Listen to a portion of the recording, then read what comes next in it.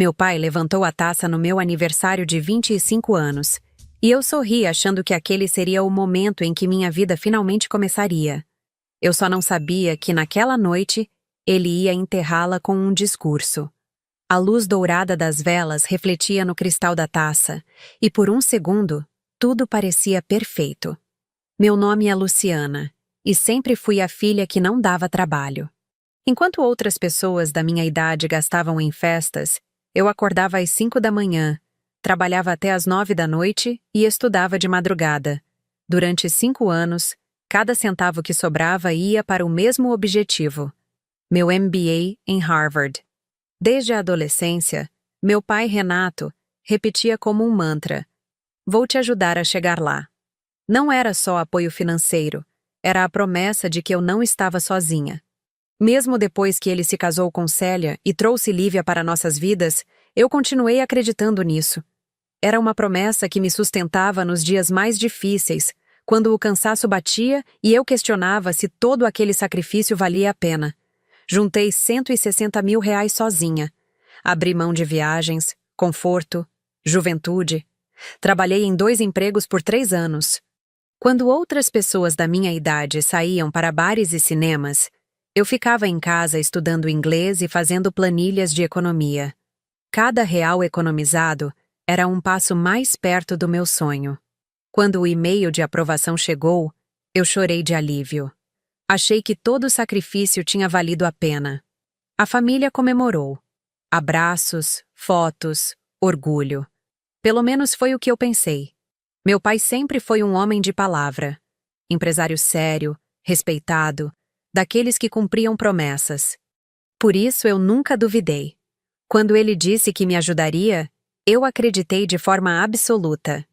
Mesmo quando Célia entrou na nossa vida há 4 anos, trazendo Lívia, sua filha de 18 anos na época, eu mantive a confiança.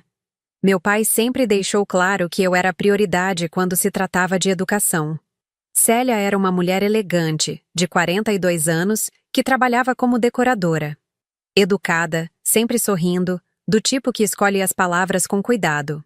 Lívia era diferente, quieta, tímida, sempre concordando com tudo. Eu a via como uma irmã mais nova que precisava de proteção.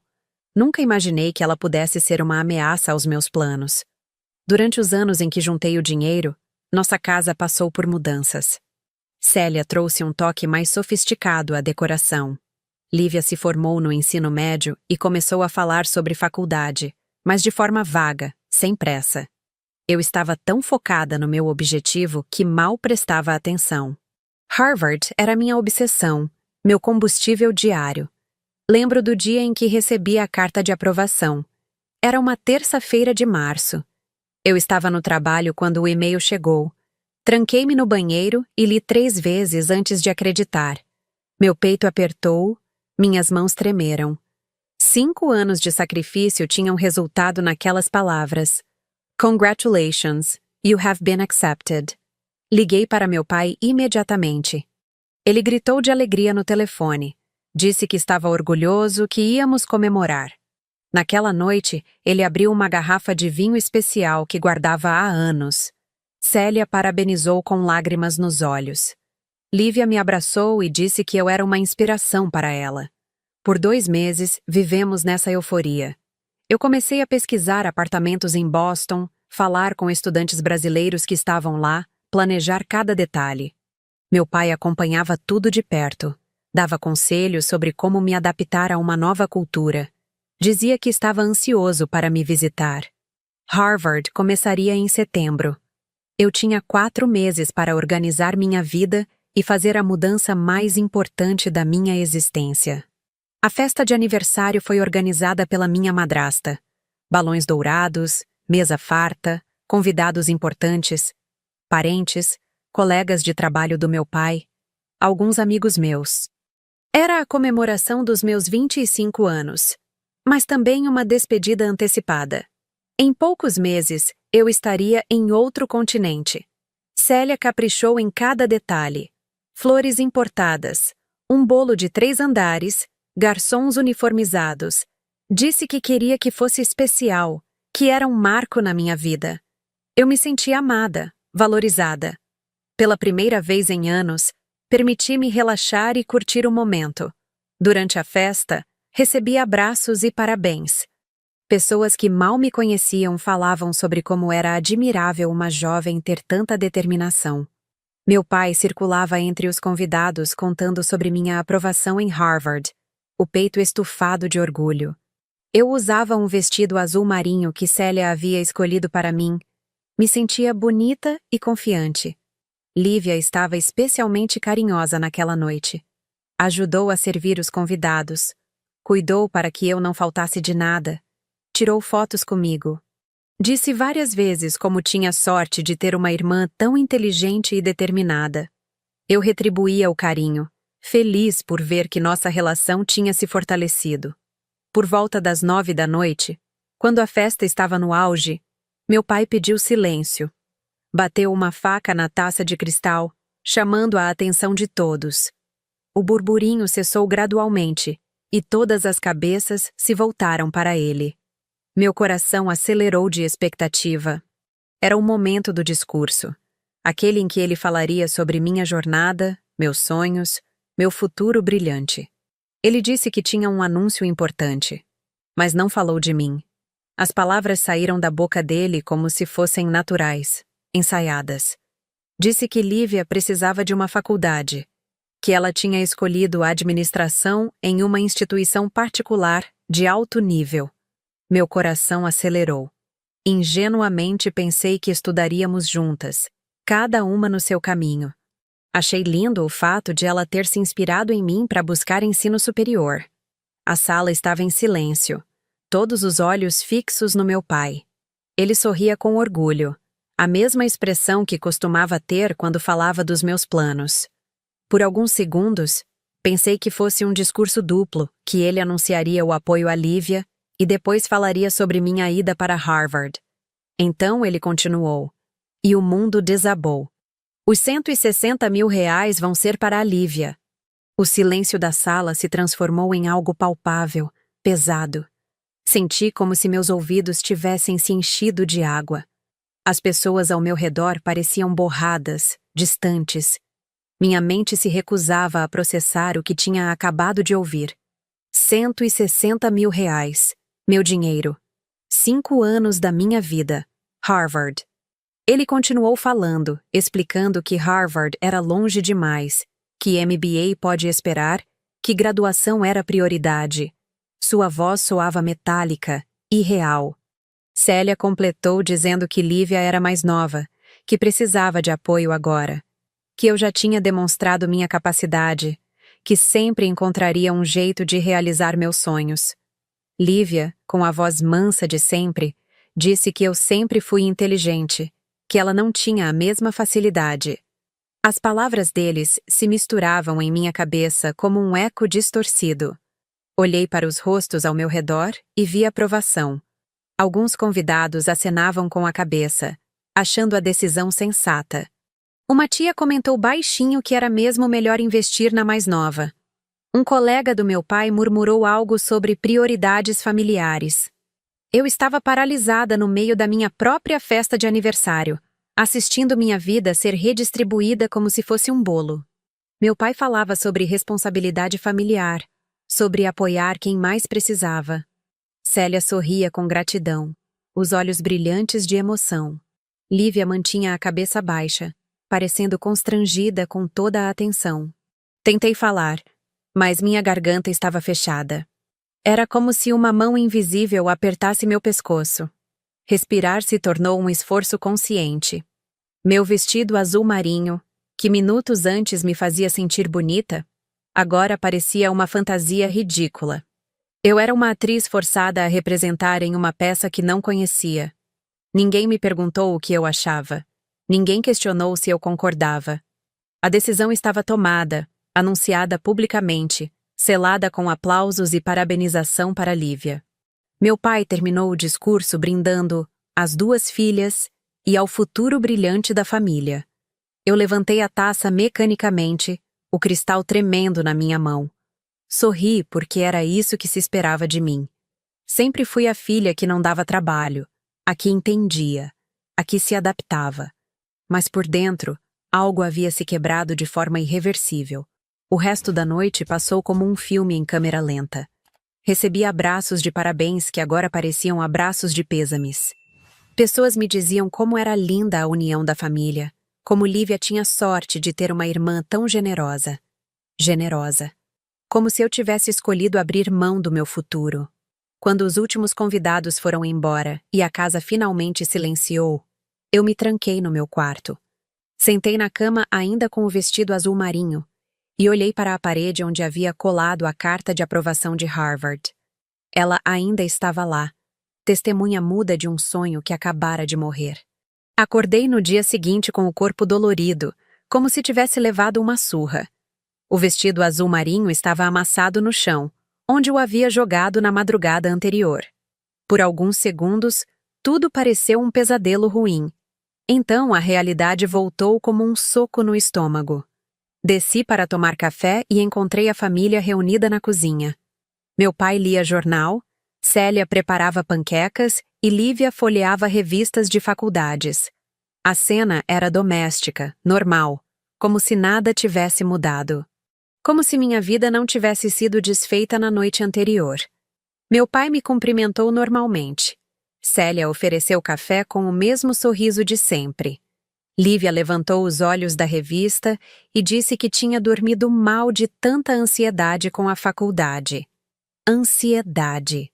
Com o dinheiro que eu havia juntado centavo por centavo. Tentei engolir algumas colheradas de cereal, mas a comida parecia areia na minha boca. Meu pai comentou sobre trabalho. Célia planejou reformas na casa. Lívia mostrou fotos de uma universidade particular luxuosa. A vida seguia seu curso normal para eles, enquanto eu me sentia como um fantasma na minha própria casa. Fui trabalhar como sempre, mas meu chefe notou que eu estava diferente. Perguntou se estava tudo bem e eu respondi que sim. Era mais fácil mentir do que explicar que minha família havia decidido redistribuir meu futuro sem me consultar. Durante o expediente, tentei me concentrar nos relatórios, mas minha mente voltava sempre para a mesma questão. Como eles puderam fazer isso comigo? Harvard enviou lembretes sobre documentos e prazos. Cada e-mail era uma facada. Eu havia sido aceita em uma das universidades mais prestigiosas do mundo, e agora teria que declinar por falta de recursos. Recursos que eu tinha, mas que não eram mais meus. Nos dias que seguiram, a rotina familiar continuou implacável. Lívia pesquisava cursos, visitava universidades, falava sobre moradia estudantil. Meu pai a acompanhava nessas pesquisas com o mesmo entusiasmo que antes dedicava aos meus planos. Célia organizava planilhas de custos, calculava mensalidades, escolhia o melhor plano de financiamento. Eu me tornei uma espectadora da minha própria tragédia. Durante jantares, eles discutiam detalhes da nova vida acadêmica de Lívia. Qual curso seria melhor para o mercado de trabalho? Se ela deveria morar no campus ou em apartamento? Que tipo de notebook seria mais adequado para as aulas? Conversas que eu havia sonhado ter sobre Harvard. Tentei abordar o assunto algumas vezes. Perguntei se não havia possibilidade de dividir o dinheiro, se eu poderia pelo menos adiar Harvard por um ano. Meu pai foi categórico. A educação de Lívia era prioridade no momento, e meu MBA poderia esperar. Ele disse isso como se estivesse falando sobre trocar o óleo do carro ou reformar o banheiro. Célia foi mais sutil, mas igualmente firme. Explicou que Lívia estava na idade certa para começar a faculdade, que não tinha a minha vantagem natural de inteligência. Disse que eu sempre conseguira me virar sozinha, que tinha certeza de que encontraria outro caminho para realizar meus sonhos. Como se sonhos fossem intercambiáveis, como se 5 anos da minha vida fossem um investimento descartável. Lívia, por sua vez, mantinha aquela postura de humildade constrangedora. Dizia que não queria tirar nada de mim, que se sentia culpada pela situação. Mas seus olhos brilhavam quando folheava catálogos universitários, quando falava sobre dormitórios e festas de calouros. Sua culpa era performática, superficial. Eu percebi que estava sendo pintada como a filha egoísta. Nas conversas familiares, eu era sempre lembrada das minhas conquistas. como se elas fossem justificativa para a injustiça. A Luciana sempre foi determinada. A Luciana tem facilidade para estudar. A Luciana vai dar um jeito. Minha competência se tornara uma punição. Meus amigos notaram minha mudança de humor. Quando me perguntavam sobre Harvard, eu inventava desculpas sobre adiamentos e burocracias. Era humilhante explicar que minha própria família havia sabotado meus planos. Preferia mentir e carregar o peso da decepção sozinha. As noites se tornaram insônia. Eu ficava acordada calculando alternativas, tentando encontrar uma saída. Empréstimos bancários tinham juros impraticáveis. Bolsas de estudo para MBA eram raríssimas e extremamente concorridas. Trabalhar e estudar em Harvard seria impossível para uma estrangeira.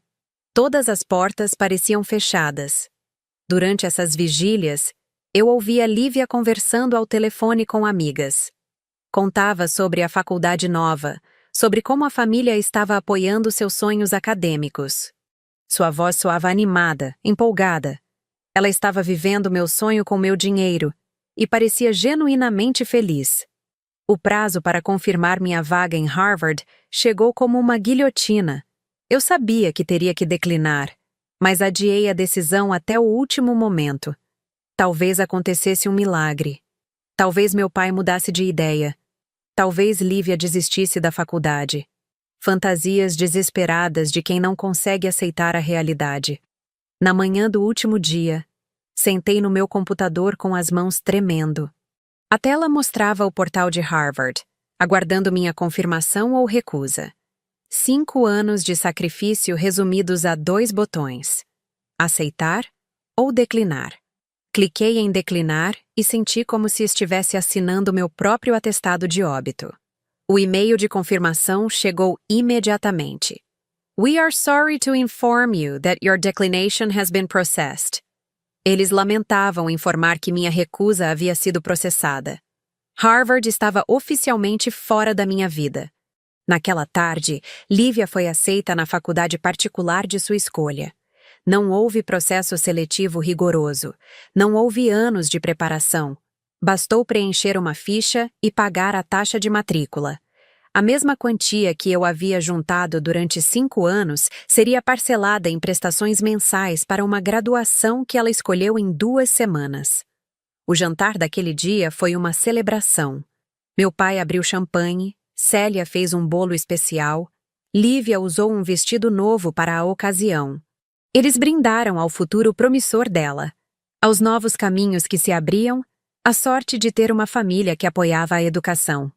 Eu estava sentada à mesa, participando forçadamente da festa que enterrava meus sonhos. Meu pai fez um discurso sobre a importância da educação, sobre como estava orgulhoso de poder proporcionar essa oportunidade para Lívia. Ele falava como se fosse um sacrifício heróico, como se estivesse usando recursos próprios para ajudar a enteada. Ninguém mencionou Harvard. Ninguém falou sobre minha renúncia forçada. Era como se essa parte da história tivesse sido apagada da memória familiar. Eu tinha me tornado invisível na narrativa da minha própria vida. Célia comentou que Lívia teria que se esforçar muito para aproveitar essa oportunidade única. Disse que nem toda jovem tinha a sorte de ter apoio financeiro para estudar. A ironia era tão cortante que quase doeu fisicamente. Lívia agradeceu emocionada. Prometeu que não decepcionaria a família, que se dedicaria aos estudos com toda a força. Ela olhou para mim e disse que tinha sorte de ter uma irmã que a inspirava a buscar conhecimento. Inspiração. Eu havia me tornado inspiração para alguém que estava vivendo minha vida. Depois do jantar, me tranquei no banheiro e chorei pela primeira vez desde a festa de aniversário. Lágrimas silenciosas, controladas, de quem aprendeu a sofrer sem incomodar ninguém. No espelho, vi uma mulher de 25 anos que havia perdido 5 anos de vida para financiar o futuro de outra pessoa. Quando voltei para a sala, a família ainda comemorava. Lívia mostrava fotos da universidade no celular. Célia planejava compras para o enxoval universitário. Meu pai calculava custos adicionais como livros e material didático. Minha ausência nem foi notada. Subi para meu quarto e encontrei a carta de Harvard ainda colada na parede. A removi cuidadosamente e a guardei na gaveta, junto com outros documentos que não seriam mais úteis. Era meu certificado de derrota, a prova de que sonhos não garantem nada quando se vive em família. Deitei na cama tentando planejar meu futuro sem Harvard, mas só conseguia pensar no passado perdido. 5 anos acordando às 5 da manhã. 5 anos trabalhando em 2 empregos. 5 anos economizando cada centavo. 5 anos acreditando em promessas vazias. Lá embaixo, ainda ouvia risadas e conversas animadas. Lívia estava feliz, meus pais estavam orgulhosos, e eu estava quebrada. Não apenas financeiramente. Quebrada na confiança, na esperança, na ilusão de que família significa proteção. Naquela noite, entendi que havia perdido mais que Harvard. Havia perdido a ingenuidade de acreditar que méritos pessoais têm valor em decisões familiares. Havia perdido a fé de que sacrifícios são reconhecidos e recompensados. Havia perdido a versão de mim mesma que acreditava em finais felizes. O primeiro dia oficial de aula de Lívia estava marcado para a semana seguinte. Ela havia escolhido um curso matutino para ter a tarde livre para estudos complementares. Estudos complementares financiados pelo dinheiro que eu havia juntado, trabalhando também nos finais de semana. Eu teria que encontrar uma forma de conviver com isso. Teria que sorrir quando ela contasse sobre professores e colegas. Teria que fingir alegria quando ela mostrasse notas e trabalhos. Teria que ser a irmã orgulhosa que apoiava seus sonhos acadêmicos. Mas uma parte de mim havia morrido naquela festa de aniversário. E essa parte não ressuscitaria facilmente. As semanas seguintes se transformaram em uma rotina de humilhação silenciosa. Lívia começou as aulas e nossa casa se tornou um centro de operações acadêmicas financiado pelo dinheiro que eu havia juntado. Livros espalhados pela mesa de jantar, uniformes lavando no varal, conversas intermináveis sobre professores e disciplinas. Eu havia aprendido a sorrir nos momentos certos.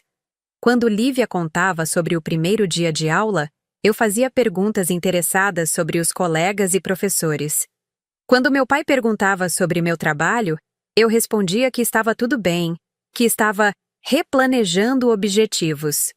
Quando Célia comentava sobre os gastos universitários, eu acenava compreensivamente. Minha capacidade de fingir normalidade me impressionava. Era como se eu tivesse desenvolvido uma personalidade dupla. A Luciana pública, que apoiava a família e entendia as prioridades, e a Luciana privada, que morria um pouco a cada dia. Lívia se adaptou à vida universitária com uma facilidade que me irritava profundamente. Fazia amizades rapidamente, participava de eventos sociais, contava histórias engraçadas sobre professores descontraídos. A faculdade particular que ela frequentava parecia mais um clube social do que uma instituição de ensino. Festas temáticas, churrascos estudantis, viagens de integração. Eu me pegava comparando involuntariamente. Enquanto ela gastava tardes inteiras no café da faculdade conversando com colegas, eu havia passado 5 anos estudando sozinha em bibliotecas silenciosas. Enquanto ela reclamava de trabalhos super difíceis, que duravam 2 páginas, eu havia escrito teses de 50 páginas para conseguir bolsas de estudo. Meu pai acompanhava o progresso acadêmico de Lívia com dedicação paternal. Perguntava sobre notas, oferecia ajuda com matérias difíceis, comparecia a eventos da faculdade. O mesmo homem que sempre disse que eu me virava sozinha, agora contratava professores particulares para garantir que Lívia não reprovasse em cálculo básico.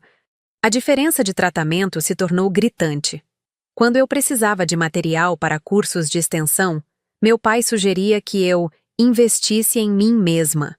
Quando Lívia precisava de livros caros para uma única disciplina, ele comprava sem questionar. Minha independência, que antes era elogiada como virtude, agora era usada como justificativa para negligência. Célia desenvolveu uma obsessão maternal com o sucesso acadêmico de Lívia. Preparava lanches especiais para os dias de prova, organizava cronogramas de estudo, comprava materiais complementares que nem sempre eram necessários. Era como se ela quisesse compensar anos de ausência educacional com dedicação excessiva. As conversas familiares giravam exclusivamente em torno da vida universitária de Lívia. Durante jantares, ela era sempre o centro das atenções. Contava sobre apresentações em grupo, reclamava de professores exigentes, pedia opiniões sobre temas de trabalhos acadêmicos. Eu me tornara a plateia da vida que deveria estar vivendo. Meus amigos começaram a evitar o assunto Harvard, percebendo que era um tópico doloroso. Eles sabiam que algo havia dado errado, mas eu nunca contei a verdade completa. Era humilhante demais admitir que minha própria família havia confiscado meu futuro para redistribuí-lo conforme suas prioridades. No trabalho, mergulhei em projetos com intensidade quase obsessiva. Era o único lugar onde eu ainda me sentia competente e valorizada. Meu chefe elogiava minha dedicação, colegas pediam minha opinião em questões complexas, clientes reconheciam meu conhecimento técnico. Era um alívio temporário da invisibilidade doméstica. Mas mesmo o trabalho se tornou amargo quando Lívia começou a comentar sobre seu futuro profissional. Ela falava sobre estágios em empresas importantes, sobre networking universitário, sobre oportunidades que se abriam para graduados em administração. Oportunidades que ela exploraria com a base financeira que eu havia construído. Meu pai começou a incluir Lívia em conversas sobre negócios, perguntando sua opinião sobre decisões empresariais simples. Dizia que era importante ela ir aprendendo sobre o mundo corporativo. A mesma educação prática que ele nunca ofereceu para mim, sempre argumentando que eu já sabia me virar. As noites se tornaram meu único refúgio. Depois que a família dormia, eu me sentava no computador e pesquisava alternativas para retomar meus planos acadêmicos. Programas de MBA no Brasil, cursos online internacionais, possibilidades de bolsas para o ano seguinte. Mas todas as opções pareciam pálidas comparadas a Harvard. Lívia começou a trazer amigos da faculdade para casa. Jovens de 20 anos, filhos de famílias abastadas, que falavam sobre viagens europeias e carros novos, como se fossem coisas triviais. Eles elogiavam nossa casa, comentavam sobre a sorte de Lívia ter uma família tão apoiadora. Sorte construída com o meu suor. Durante uma dessas visitas, ouvi uma conversa que me gelou o sangue. Uma amiga de Lívia comentou sobre como era difícil convencer pais a investir em educação superior. Lívia respondeu que teve muita sorte porque o dinheiro já estava separado na família para a educação. Como se meus 5 anos de sacrifício fossem uma poupança familiar genérica. Meu pai começou a falar sobre mim de forma diferente.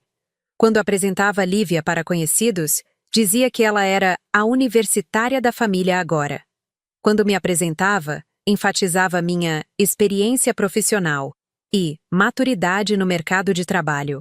Era como se eu tivesse sido reclassificada de filha acadêmica para filha trabalhadora. A dinâmica familiar mudou completamente. Lívia ganhou voz nas decisões domésticas, suas opiniões sobre decoração e compras eram solicitadas e respeitadas.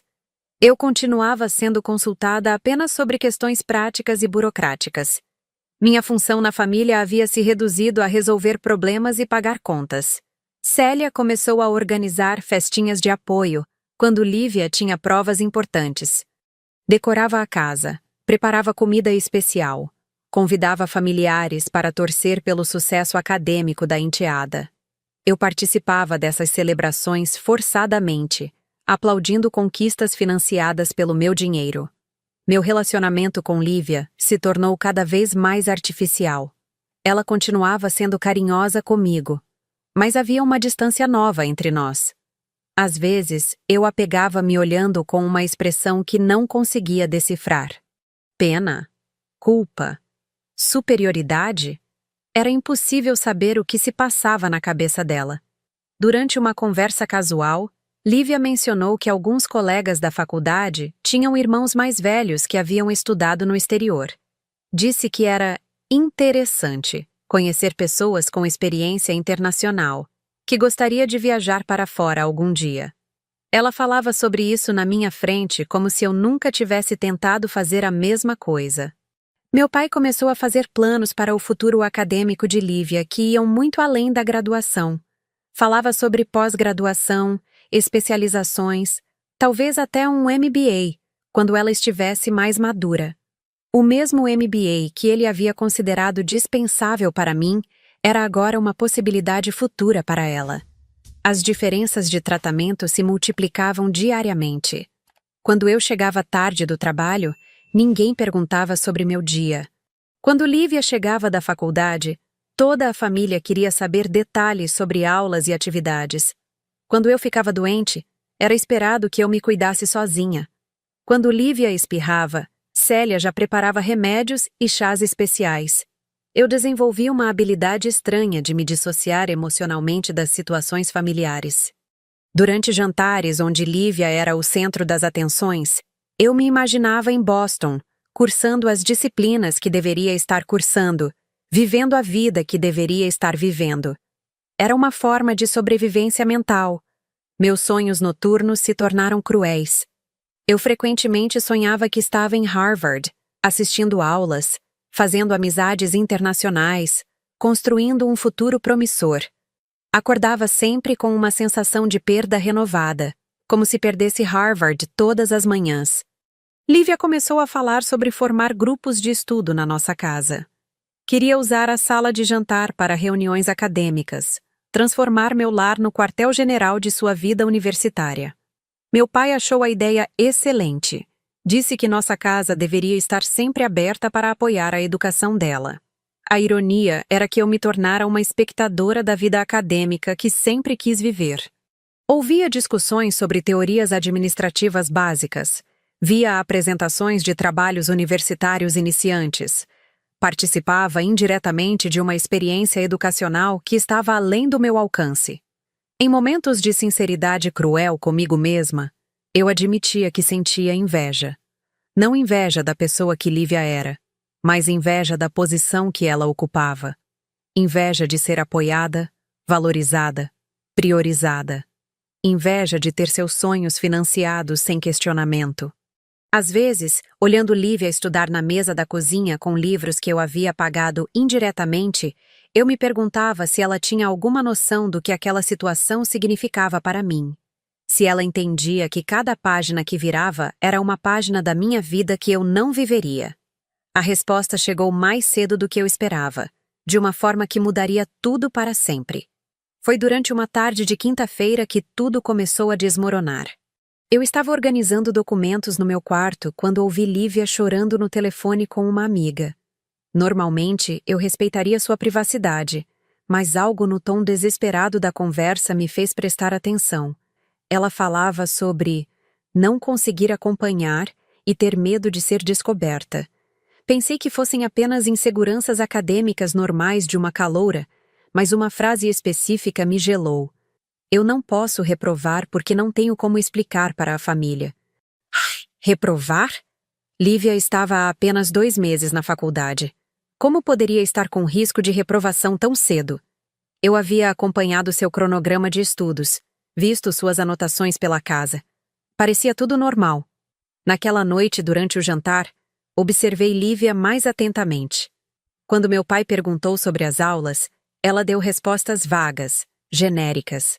Falou sobre matérias interessantes, sem especificar quais. Mencionou trabalhos em grupo, sem detalhar os temas. Era como se estivesse improvisando uma conversa sobre uma vida que não conhecia bem. Célia perguntou sobre uma prova de economia que Lívia havia mencionado na semana anterior. Por alguns segundos, Lívia pareceu confusa, como se não soubesse sobre qual prova a mãe falava. Depois se recuperou rapidamente, dizendo que foi bem na prova. Mas eu havia notado a hesitação.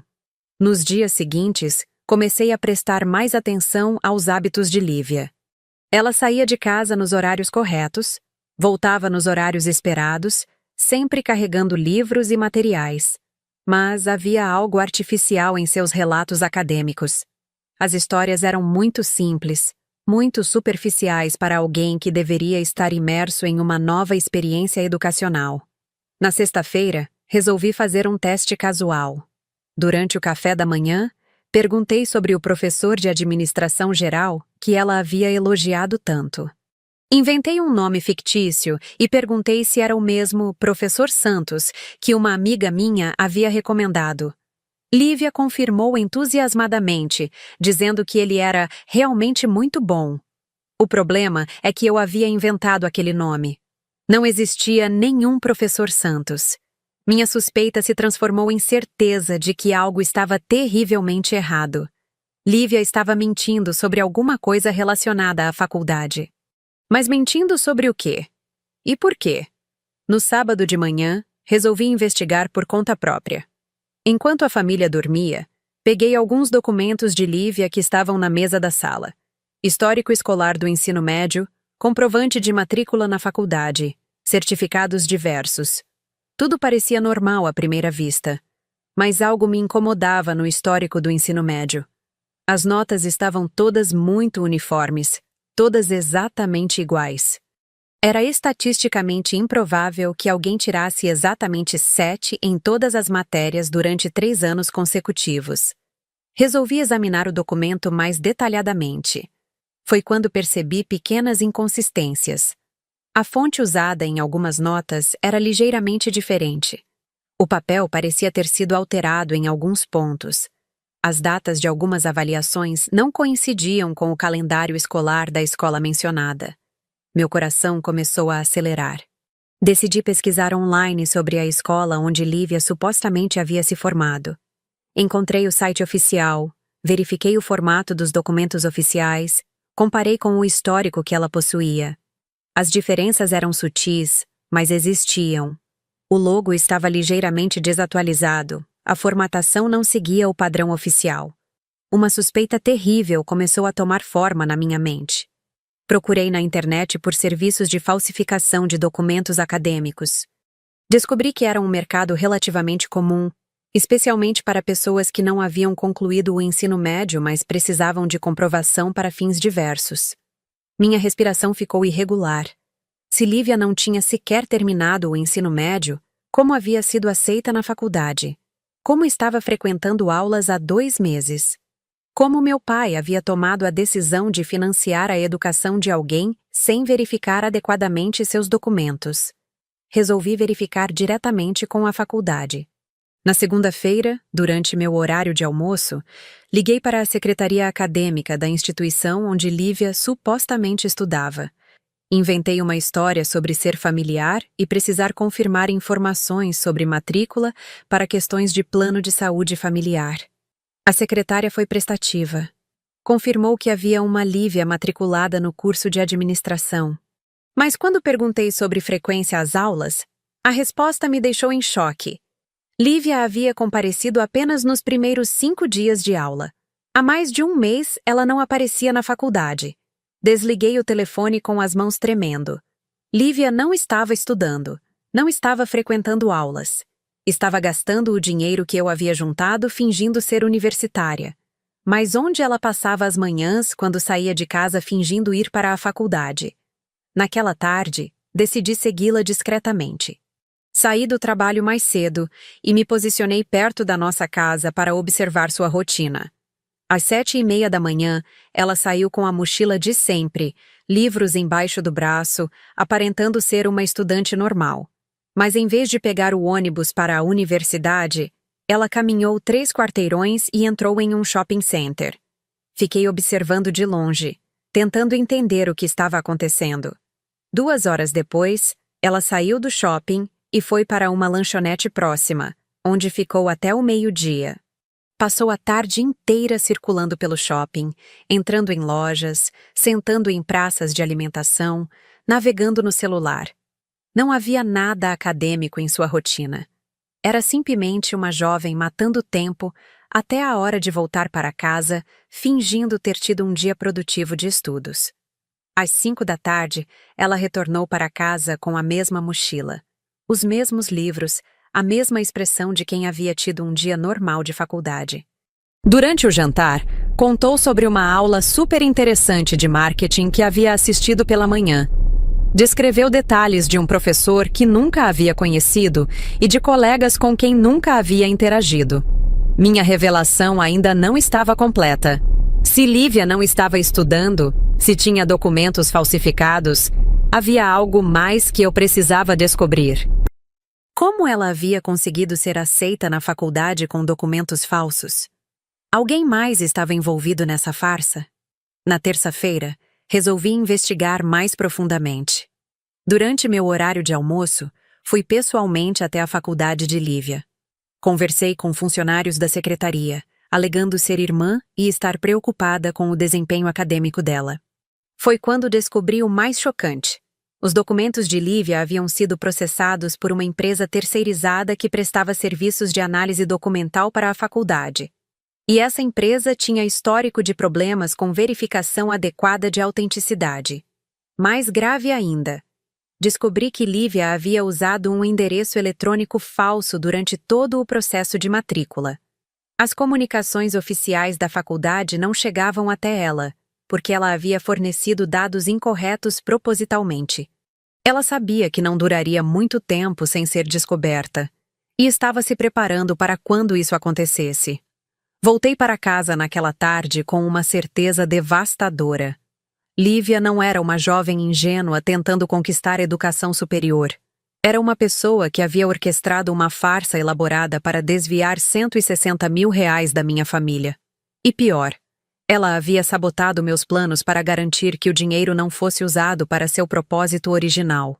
Mas como ela havia sabotado meus planos? Eu precisava entender toda a extensão da manipulação. Naquela noite, enquanto a família assistia televisão, me tranquei no meu quarto e comecei a revisar todos os detalhes dos meses anteriores à minha aprovação em Harvard.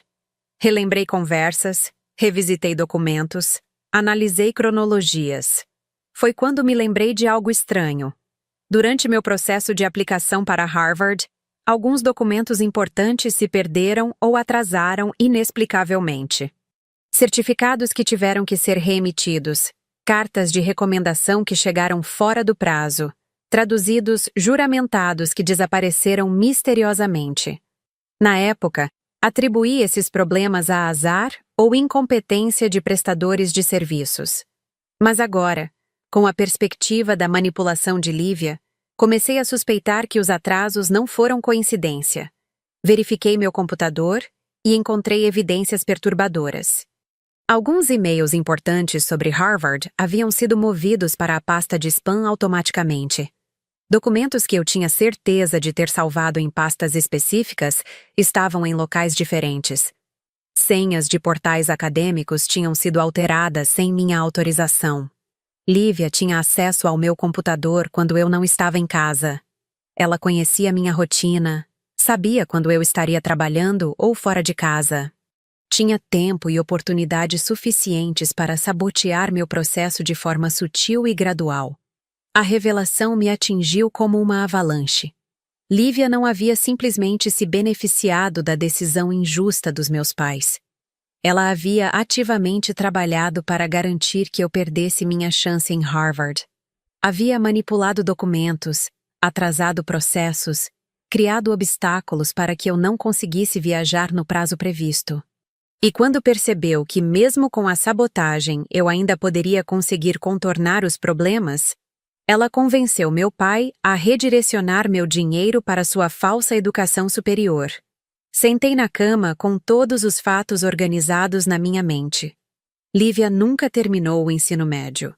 Ela tinha documentos acadêmicos falsificados. Não estava frequentando faculdade nenhuma. Havia sabotado deliberadamente meu processo de aplicação para Harvard. E estava usando meu dinheiro para financiar uma vida de faz de conta. 5 anos da minha vida. R$160 mil. Meu sonho em Harvard. Tudo havia sido destruído por uma farsa meticulosamente planejada por alguém em quem eu confiava como irmã. Pela primeira vez em meses, senti algo além de tristeza e resignação. Senti raiva. Raiva pura, fervente, justificada. E junto com a raiva, veio a determinação de expor toda a verdade. Na manhã seguinte, eu colocaria fim àquela mentira. Na manhã de quarta-feira, acordei com uma clareza mental que não sentia há meses. Pela primeira vez desde minha festa de aniversário, eu sabia exatamente o que precisava fazer. Organizei metodicamente todas as evidências que havia coletado. Screenshots das inconsistências nos documentos, registros de ligações para a faculdade, comprovantes dos atrasos no meu processo de Harvard. Esperei até o final da tarde, quando toda a família estaria reunida na sala depois do jantar. Era o momento perfeito para uma revelação que mudaria para sempre a dinâmica da nossa casa. Célia estava organizando papéis da faculdade de Lívia na mesa de centro. Meu pai lia relatórios de trabalho em sua poltrona favorita. Lívia navegava no celular, provavelmente fingindo estudar materiais acadêmicos online. A cena era doméstica, tranquila, prestes a ser explodida. Entrei na sala carregando uma pasta com todos os documentos que havia reunido. Coloquei tudo sobre a mesa de centro, bem no meio dos papéis que Célia organizava. O barulho chamou a atenção de todos. Meu pai levantou os olhos dos relatórios com curiosidade. Célia parou de organizar os papéis e me olhou interrogativamente. Lívia continuou mexendo no celular, mas percebi que sua atenção estava voltada para mim. Precisamos conversar sobre a faculdade da Lívia. Comecei, com a voz firme e controlada. Meu pai sorriu, pensando que fosse alguma pergunta rotineira sobre custos ou cronogramas acadêmicos. Claro, filha. Algum problema com as mensalidades? O problema não são as mensalidades, respondi, abrindo a pasta e espalhando documentos sobre a mesa. O problema é que não existe faculdade. O silêncio que se seguiu foi denso e confuso. Célia franziu a testa, não entendendo o que eu queria dizer. Meu pai baixou completamente os relatórios, prestando atenção total na conversa. Lívia, pela primeira vez, parou de mexer no celular. Lívia nunca terminou o ensino médio. Continuei, pegando o histórico escolar falsificado e apontando as inconsistências. Este documento foi alterado. As notas são todas idênticas. A formatação não corresponde ao padrão oficial da escola. E as datas não coincidem com o calendário acadêmico. Célia pegou o documento da minha mão, examinando-o com atenção crescente. Suas sobrancelhas se juntaram em uma expressão de confusão e preocupação. Mais importante ainda, continuei, retirando outro papel da pasta. Ela não está frequentando aula alguma. Liguei para a secretaria da faculdade. Lívia compareceu apenas nos primeiros 5 dias de aula há 2 meses. Desde então, nunca mais pisou lá. Meu pai se levantou da poltrona bruscamente, pegando o comprovante da minha ligação telefônica. Leu rapidamente, seu rosto mudando de cor conforme processava as informações. Onde você passa as manhãs, Lívia? Perguntei, olhando diretamente para ela, que havia ficado pálida. Lívia abriu e fechou a boca algumas vezes, como um peixe fora d'água. Suas mãos tremiam ligeiramente, mas ela ainda tentava manter a compostura. Eu posso explicar, gaguejou. Pode explicar como falsificou um histórico escolar? Perguntei, sem desviar o olhar. Pode explicar como enganou uma família inteira por meses? Pode explicar como convenceu meu pai a dar R$160 mil para uma mentira? Célia olhou para a filha com uma expressão de horror crescente. Meu pai estava com o papel tremendo na mão, lendo e relendo as informações da secretaria acadêmica. Mas isso não é tudo, continuei, retirando mais documentos da pasta. Ela também sabotou meu processo de aplicação para Harvard. Expliquei detalhadamente sobre os documentos que desapareceram, os e-mails redirecionados para spam, as senhas alteradas. Mostrei as evidências de acesso ao meu computador, os cronogramas dos atrasos, a correlação entre os problemas técnicos e os momentos em que Lívia estava sozinha em casa. Ela não apenas inventou uma falsa vida acadêmica, concluí, olhando para meu pai. Ela deliberadamente destruiu a minha chance real de estudar em Harvard para garantir que meu dinheiro ficasse disponível para seus planos. Meu pai estava visivelmente abalado. Sentou pesadamente na poltrona, passando as mãos pelo rosto. Célia olhava alternadamente para mim e para Lívia, tentando processar a magnitude da revelação. 5 anos da minha vida. Continuei, sentindo a raiva controlada dar lugar a uma tristeza profunda. 5 anos acordando às 5 da manhã, trabalhando em 2 empregos, economizando cada centavo. Harvard me aceitou. Eu consegui. E você destruiu tudo isso para financiar uma farsa. Lívia finalmente encontrou sua voz, mas saiu trêmula e defensiva. Eu nunca quis prejudicar você, Luciana. Eu precisava de uma oportunidade. Uma oportunidade? Explodi. Você teve 18 anos para terminar o ensino médio. Teve 4 anos para estudar enquanto eu trabalhava como escrava para juntar esse dinheiro. Que tipo de oportunidade é essa que só funciona destruindo os sonhos de outra pessoa? Célia finalmente falou com a voz fraca. Lívia, isso é verdade? Você realmente não terminou o colégio? Lívia baixou a cabeça, incapaz de mentir diante das evidências esmagadoras. Eu não conseguia acompanhar as matérias. Reprovei 2 vezes no 3º ano. Mas eu queria estudar, queria ter uma profissão. Então você decide roubar a minha? Perguntei, sentindo as lágrimas virem aos olhos pela primeira vez em meses. Meu pai se levantou novamente, desta vez com raiva. Como você pôde nos enganar assim? Como pôde deixar eu tomar uma decisão tão importante baseado em mentiras? Eu ia contar a verdade depois. Lívia chorava agora. Eu ia estudar de verdade. Ia terminar o ensino médio. Ia fazer tudo certo. Quando? Perguntei. Depois de gastar os R$160 mil? Depois de eu perder definitivamente minha vaga em Harvard? Quando exatamente você planejava contar a verdade? O silêncio que seguiu foi quebrado apenas pelos soluços de Lívia. Célia estava em estado de choque, olhando para a filha como se estivesse vendo um estranho. Meu pai andava de um lado para outro da sala, claramente tentando processar a dimensão do engano. Vocês destruíram minha chance em Harvard para dar R$160 mil para alguém que nem ensino médio tem, disse finalmente, com a voz firme apesar das lágrimas. Olhei nos olhos do meu pai, o homem que havia prometido me ajudar a chegar onde eu queria. O homem que redistribuiu meu futuro sem sequer verificar se tinha fundamentos reais. Você não foi apenas injusto comigo, continuei. Você foi enganado. E escolheu ser enganado porque era mais fácil do que verificar a verdade. Meu pai abriu a boca para falar, mas eu o interrompi. Durante 5 anos, você disse que me apoiava. Durante 5 anos, eu acreditei que família significa proteção e apoio mútuo. E quando chegou o momento de provar isso, você escolheu uma mentira sobre uma verdade, uma farsa sobre um sonho real.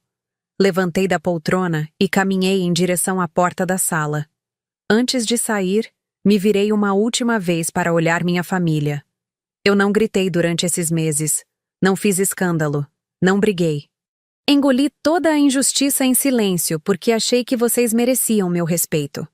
Agora sei que o único respeito que importa é o que tenho por mim mesma. Saí da sala deixando-os com os documentos espalhados, as evidências irrefutáveis e o peso das suas escolhas. Pela primeira vez em meses, senti que havia recuperado minha dignidade. Na manhã seguinte, encontrei meu pai na cozinha, visivelmente abalado. Ele havia passado a noite toda acordado, processando a revelação. Célia estava constrangida, evitando contato visual. Lívia não havia saído do quarto. Luciana, meu pai começou com a voz rouca. Eu preciso conversar com você. Não há mais nada para conversar, respondi, servindo meu café. Tudo já foi dito ontem à noite. Eu quero tentar compensar isso de alguma forma. Ele insistiu. Como? Perguntei, olhando diretamente para ele. Você vai ressuscitar minha vaga em Harvard? Vai devolver os 5 anos que eu perdi? Vai apagar a humilhação de descobrir que minha própria família prefere acreditar em mentiras do que apoiar meus sonhos reais? Ele não teve resposta. Não havia resposta possível. O dinheiro ainda existe, disse finalmente. Posso transferir de volta para você. E fazer o que com ele agora? Perguntei. Harvard já foi. Minha chance já passou. Esse dinheiro não compra de volta o tempo perdido nem a confiança quebrada. Terminei meu café e me dirigi para a porta. Antes de sair para o trabalho, Me virei para ele uma última vez. Você sempre disse que eu era independente, que sabia me virar sozinha. Agora vai descobrir que você estava certo. Só que agora, vou me virar sem vocês. Naquele momento, entendi que havia perdido mais que Harvard e 160 mil reais. Havia perdido a ilusão de que família significa proteção incondicional. Mas, paradoxalmente, havia ganhado algo muito mais valioso. A certeza de que meu valor não dependia da aprovação ou apoio de ninguém. Subi no carro e segui para o trabalho, carregando comigo não mais o peso da resignação, mas a leveza de quem finalmente conhece a verdade. Passaram-se 6 meses desde a noite em que expus a verdade sobre Lívia. 6 meses durante os quais minha família tentou reconstruir uma normalidade que nunca mais seria possível. 6 meses em que aprendi que algumas quebras são definitivas, mas também podem ser libertadoras. Nos primeiros dias após a revelação, a dinâmica familiar entrou em colapso total. Lívia se trancou no quarto por uma semana, se recusando a falar com qualquer pessoa. Célia alternava entre constrangimento e tentativas desesperadas de defender a filha. Meu pai mergulhou em um silêncio culposo que durou semanas. Eu mantive minha rotina normalmente. Trabalho, academia, vida social limitada. Tratava todos com educação cordial, mas havia uma distância intransponível entre mim e eles. Não era raiva. A raiva havia se dissolvido na noite da confrontação. Era algo mais profundo, a aceitação de que algumas relações têm data de validade. Meu pai fez várias tentativas de reconciliação. Transferiu os 160 mil reais de volta para minha conta. Pesquisou programas de MBA no Brasil e no exterior. Ofereceu financiar especializações alternativas. Cada gesto era carregado de culpa genuína, mas também de uma incompreensão fundamental sobre o que realmente havia perdido. O dinheiro estava lá, mas Harvard não voltaria. Minha confiança na família não seria restaurada com compensações financeiras. A ferida não era material, era emocional e, em certa medida, existencial. Lívia finalmente deixou o quarto e tentou uma conversa comigo. Pediu desculpas chorando, disse que nunca quis me prejudicar, que havia se perdido em mentiras das quais não conseguia mais sair. Eu a ouvi em silêncio, sem interrompê-la, sem consolá-la. Quando ela terminou de falar, respondi com calma. Eu aceito suas desculpas, Lívia. Mas aceitação não é perdão, e perdão não é esquecimento. Você fez escolhas deliberadas durante meses. Cada dia que passou fingindo ir para a faculdade foi uma escolha. Cada vez que sabotou meus documentos, foi uma escolha. Cada vez que permitiu que eu acreditasse estar sendo injustiçada sem revelar que estava sendo enganada, foi uma escolha. Ela tentou argumentar que estava desesperada, que não via outras opções, que pensou em contar a verdade várias vezes. Eu parei de ouvi-la porque reconheci o padrão. Ela ainda estava tentando se fazer de vítima das próprias escolhas. Célia tentou uma abordagem materna comigo. Falou sobre família, sobre perdão, sobre segundas chances. Disse que Lívia era jovem e havia cometido um erro grave, mas que merecia uma oportunidade de se redimir. Célia, respondi.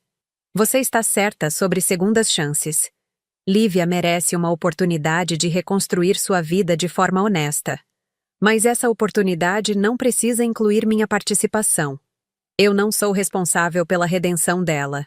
A tentativa mais persistente veio do meu pai. Durante semanas, ele tentou conversas sobre reconstrução familiar, sobre superar essa fase difícil juntos. Falava como se fosse possível voltar ao que éramos antes, como se a confiança fosse um interruptor que pudesse ser religado. Uma noite, ele me procurou no meu quarto para uma conversa definitiva. Luciana, eu sei que cometi um erro terrível. Sei que quebrei promessas importantes. Mas você é minha filha, e isso tem que significar alguma coisa. Olhei para ele com uma calma que me surpreendeu. Pai, durante 25 anos, ser sua filha significou trabalhar dobrado para provar meu valor. Significou ser independente, porque dependência era vista como fraqueza. Significou aceitar migalhas de atenção porque Lívia sempre precisava mais. Você quer que isso continue significando alguma coisa? Então precisa entender que filhas também escolhem seus pais. Ele tentou argumentar, falar sobre laços familiares indestrutíveis, sobre amor que supera desentendimentos. Eu o interrompi. O amor que supera tudo é aquele que existe antes do teste, não depois. Você teve 25 anos para demonstrar que eu era prioridade. Quando chegou o momento decisivo, escolheu o caminho mais fácil: acreditar em uma mentira conveniente em vez de honrar uma verdade trabalhosa. Nos meses seguintes, estabeleci uma rotina de distanciamento gradual, mas definitivo. Participava de jantares familiares ocasionais, mantinha conversas educadas, cumpria obrigações sociais básicas. Mas não compartilhava mais planos pessoais, não pedia conselhos, não oferecia apoio emocional. Estava me preparando para sair de casa. Usei parte dos R$ 160 mil para dar entrada em um apartamento pequeno, mas bem localizado. O resto investi em cursos de especialização que pudessem compensar, pelo menos parcialmente, a oportunidade perdida em Harvard. MBA Executivo Noturno, certificações internacionais, cursos online de universidades estrangeiras. Não seria Harvard, mas seria meu. Construído com meus recursos, dirigido pelas minhas escolhas, livre de interferências familiares. A mudança foi marcada para uma quinta-feira de outubro. Contratei uma empresa de mudanças pequena.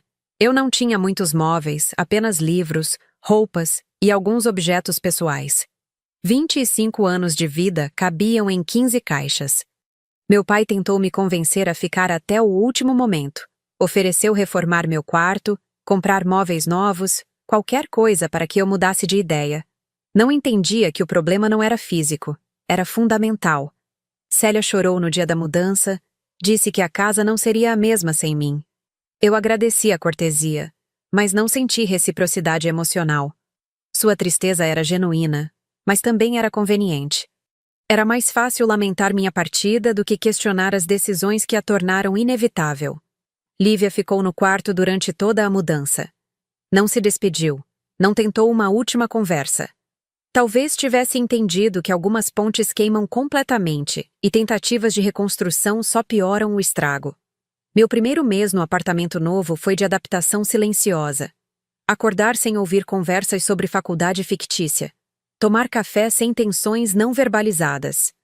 Trabalhar sabendo que voltaria para um espaço que era completamente meu. Lentamente, comecei a reconstruir uma vida social própria. Colegas de trabalho que antes eram apenas conhecidos profissionais se tornaram amigos reais. Retomei hobbies que havia abandonado durante os anos de economia obsessiva para Harvard. Permiti-me gastar dinheiro em coisas pequenas que me davam prazer. 3 meses após a mudança, recebi uma ligação do meu pai. Lívia havia finalmente decidido terminar o ensino médio de forma legítima. Estava frequentando um curso supletivo noturno e, segundo ele, levando a sério dessa vez. Queria que eu soubesse porque achava que eu ficaria orgulhosa. Agradeci a informação educadamente, mas não senti o orgulho que ele esperava. O que Lívia fazia com sua vida não era mais minha responsabilidade emocional. Suas conquistas não me afetavam positivamente, assim como seus fracassos não me afetariam negativamente. Ela quer conversar com você, disse meu pai. Quer mostrar que está mudando de verdade. Pai, respondi. Mudança real não precisa de plateia. Se Lívia está realmente se transformando, ela fará isso por si mesma, não para impressionar outras pessoas. E certamente não para conseguir meu perdão. 6 meses depois da confrontação, minha vida assumiu um equilíbrio que eu não conhecia há anos. O MBA executivo estava sendo desafiador e recompensador. Meu trabalho ganhara novas dimensões com as especializações que cursava simultaneamente. Meu apartamento se tornara um refúgio onde eu podia ser completamente eu mesma. Não sentia falta da dinâmica familiar anterior. Não sentia raiva dos meus pais. Não pensava em Lívia com ressentimento.